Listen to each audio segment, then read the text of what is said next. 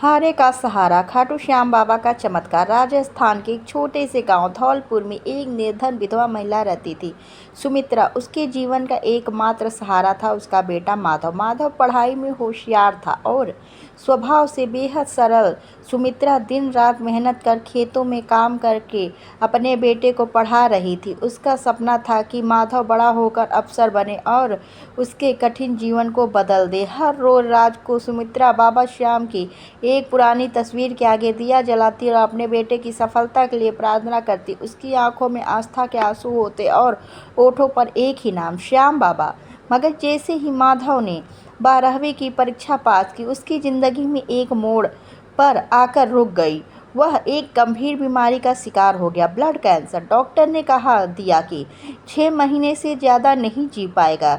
सुनकर सुमित्रा की दुनिया उजड़ गई। सुमित्रा का रो रो कर बुरा हाल हो गया। उसने अस्पताल में इलाज के लिए अपने गहने तक बेच दिए, मगर हालत में सुधार नहीं हुआ। एक रात माधव की हालत इतनी बिगड़ गई कि डॉक्टरों ने जवाब दे दिया। सुमित्रा ने आंखों में आंसू लिए बाबा श्याम की तस्वीर के सामने बैठकर रोते रोते कहा, बाबा अगर तू सच्चा है तो मेरे बेटे को बचा ले, मेरा सब कुछ ले लो, पर मेरे माधव को मत ले जा। उसी रात सुमित्रा को एक सपना आया। वो एक चमकते प्रकाश में खड़ी थी और उस रोशनी में से एक दिव्य पुरुष प्रकट हुए, नीली पगड़ी, मुस्कुराता चेहरा और हाथ में मुरली।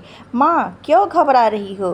तेरा माधव मेरा है, अब तुझे चिंता करने की जरूरत नहीं। सपना टूटते ही सुमित्रा चौंक गई। उसे ऐसा लगा जैसे कमरे में गुलाब और केवड़े की खुशबू फैल रही हो। सुबह होते ही जब वह अस्पताल पहुंची, डॉक्टर भागते हुए आया। माँ चमत्कार हो गया, रिपोर्ट में कैंसर के लक्षण नहीं हैं। माधव जब आईसीयू के बाहर आया तो डॉक्टरों की टीम हैरान थी। रिपोर्ट साफ कह रही थी उसके शरीर में अब किसी प्रकार के कैंसर का कोई नामो निशान नहीं था। डॉक्टर ने कहा कि यह विज्ञान के लिए अबूझ पहेली है। सुमित्रा जानती थी ये विज्ञान नहीं, यह श्याम बाबा का चमत्कार है। उस दिन के बाद माधव जैसे नया जन्म लेकर लौटा। उसने श्याम बाबा की तस्वीर को अपने कमरे की दीवार पर टांग दिया और हर सुबह उनका नाम लेकर दिन की शुरुआत करता। अब उसकी पढ़ाई में और लगन आ गई। कॉलेज की परीक्षा में उसने पूरे जिले में टॉप किया। उसकी मेहनत और माँ की प्रार्थनाओं का असर ऐसा हुआ कि वह राजस्थान लोक सेवा आयोग की परीक्षा में बैठा और पहले ही प्रयास में आरएएस अफसर बन गया। आरएएस बनने के बाद माधव और सुमित्रा का पहला संकल्प था खाटू श्याम बाबा के दर्शन करना।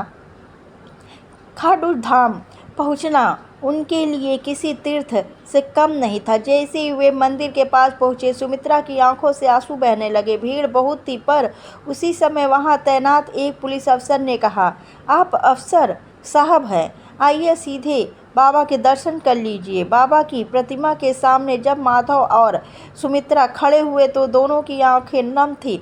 माधव ने बाबा के चरणों पर सिर झुकाया और बोला, बाबा आपने मुझे जीवन दान दिया, अब ये जीवन आपका है। तभी पंडित जी ने उन्हें प्रसाद दिया और कहा, बाबा ने बुलाया है बेटा, अब तेरा जीवन ही किसी के लिए चमत्कार बनेगा। खाटू धाम से लौटने के बाद माधव ने सिर्फ अपने लिए नहीं बल्कि गांव के लिए जीना शुरू किया। गांव में स्कूल की हालत बहुत ख़राब थी। माधव ने वहां नई इमारत बनवाई, सैकड़ों बच्चों को स्कॉलरशिप दिलाई, एक बड़ा यज्ञ करवाया जिसमें पूरा गांव इकट्ठा हुआ। और सबसे बड़ी बात, हर साल खाटू श्याम बाबा की बारात धूमधाम से निकलवाने लगे। लोग कहते, जिसे मौत छूकर भी नहीं ले जा सकी वो श्याम बाबा का भक्त सच्चा भक्त है। आरएएस बनने के बाद 2 साल बाद माधव की ज़िंदगी में फिर से तूफान आया। एक दिन जब वह किसी सरकारी मामले की जांच के लिए एक दूर दराज गांव गया, वहां उसे जहरीली चाय पिलाई गई। वहां बेहोश होकर गिर पड़ा। गांव वाले समझे कि अब बचना मुश्किल है। उसे तुरंत जयपुर के अस्पताल में भर्ती करवाया गया, लेकिन शरीर में जहर को पूरी तरह से खींच लिया था। डॉक्टर ने सुमित्रा को फिर वही शब्द कहे, अब सब चमत्कार ही हो इसे बचा सकता है। सुमित्रा फिर से बाबा की तस्वीर के आगे बैठ गई। लेकिन इस बार वो गिड़गिड़ाई नहीं, वो सिर्फ बोली, बाबा पिछली बार माँ थी, इस बार तू खुद देख ले। और उस रात आईसीयू के बाहर सन्नाटा था, मगर अंदर एक अद्भुत दृश्य हुआ। आईसीयू में सीसीटीवी कैमरे में जुड़ी नर्स चिल्लाई, सर, एक नीले कपड़े पहने व्यक्ति माधव के बेड के पास बैठे हैं, मगर वहाँ कोई दरवाज़ा नहीं खुला। डॉक्टर दौड़ते हुए अंदर पहुँचे, वहाँ कोई नहीं था, मगर माधव की धड़कनें फिर से सामान्य होने लगी थी। सुबह होते ही रिपोर्ट आई, जहर का असर खत्म हो चुका था। जैसे जैसे माधव की प्रसिद्धि बढ़ी, कुछ भ्रष्ट नेता और अफसर उसे हटाना चाहते थे। जहरीली चाय भी उन्हीं की साजिश थी, मगर माधव ने पुलिस से कुछ नहीं कहा, वह चुप रहा। लेकिन एक दिन उन भ्रष्ट लोगों के घर पर छापा पड़ा और उन्हें रंगे हाथों जेल भेजा गया। कैसे? एक गुमनाम शिकायत, पूरा सबूत और दस्तावेज, सब कुछ सीधा मुख्यमंत्री के पास पहुंचा था। बाद में पता चला वो शिकायत जिस नाम से आई थी वो नाम था श्याम दास, लेकिन कोई भी नहीं जानता कि वो आदमी कौन था।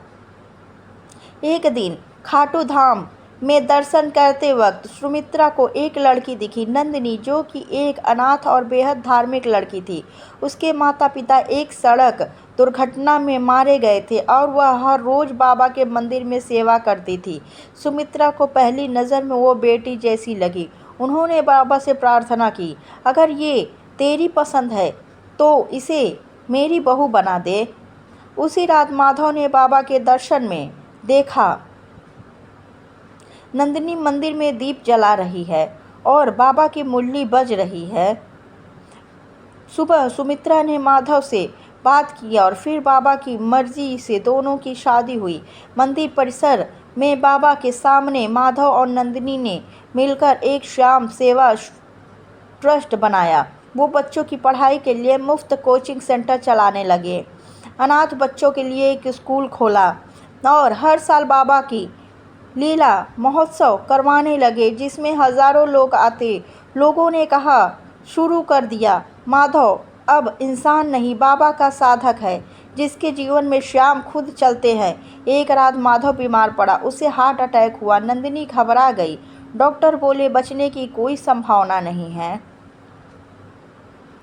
तभी आधी रात को माधव की सांसें बंद हो गई, लेकिन जैसे ही नर्स ने दिल की धड़कन देखनी चाहिए, ईसीजी मशीन पर लहरें चलने लगी और माधव की सांसें लौट आई।